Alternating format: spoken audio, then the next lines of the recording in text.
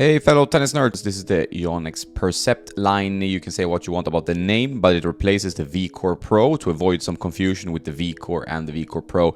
It's Yonex's new control line. Many things are unchanged, but they've added some technology and they've added a model called the 100D, which I'm very curious about. I haven't tested that yet, but that's coming soon. For this first impressions review, we tested the Percept 97 and the Percept 100. And logically, the 97 is the more controlled of the two, while the 100 gives you better forgiveness, a bit more power, and spin potential at the cost of control. This used to be the V-Core Pro, and the V-Core Pro is Yonex control line. It was a very good line, but not maybe their most popular. They have the E-Zone and the V-Core, which are far more popular lines. The V-Core Pro 97 is now the Percept 97. This is the 310 gram version. We also have a 100 square inch version. And Henrik also has an unstrung 320 gram version, which is the D for high density. Specs seem unchanged. What do you think? Yes, it feels like they have not changed the mold. Yeah, maybe the mold is very similar. I think it's the same. They seem to have something new called servo filter. That is all these technologies. Servo filter. Yeah, this means you serve better. Yes, I need that.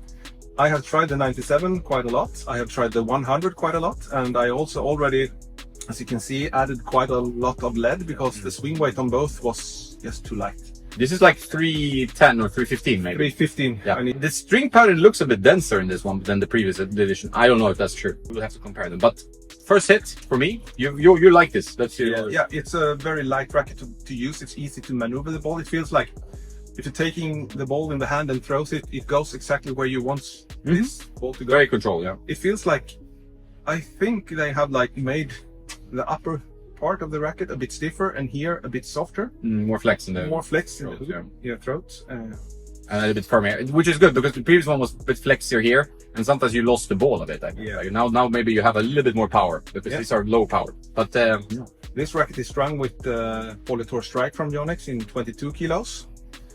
And this one is a Polytour Pro in 22 kilos as well.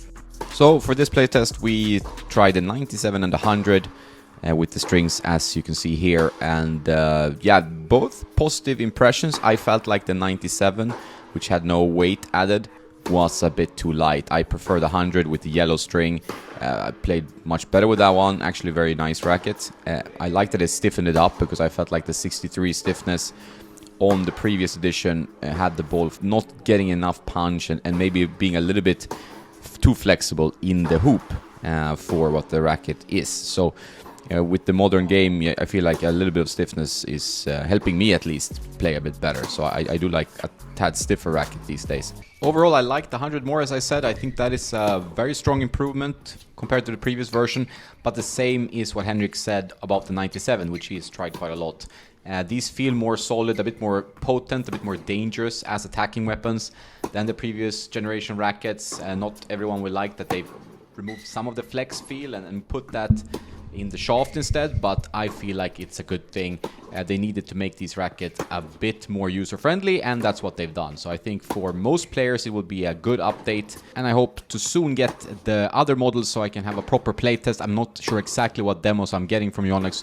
We will see, but I'm very curious about the denser pattern models, which is usually what I gravitate towards. Henrik generally likes 100 square inch rackets. He prefers a little bit more forgiveness, but he really enjoyed the 97. He felt like the sweet spot, perhaps thanks to the isometric beam, feels bigger than the 97, and I can agree with that. If you take this kind of Percept 97 and compare it maybe to a Prestige Pro, I would say the Prestige Pro is definitely more demanding.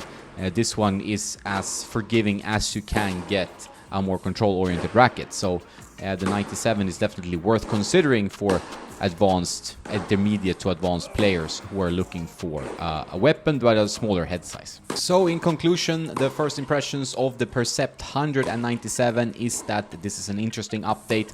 It's a positive one. I think it's definitely better than the V-Core Pro predecessors, but I want more time to test the other models, but also a bit more time with these. So stay tuned, make sure you subscribe to the channel, and I'm now keen to hear what you think about the new Percept rackets. If you've tried them, they're available on pre-order from our friends at Tennis Warehouse, so check that out. That's all for today. Have a nice day, and don't forget to play some tennis.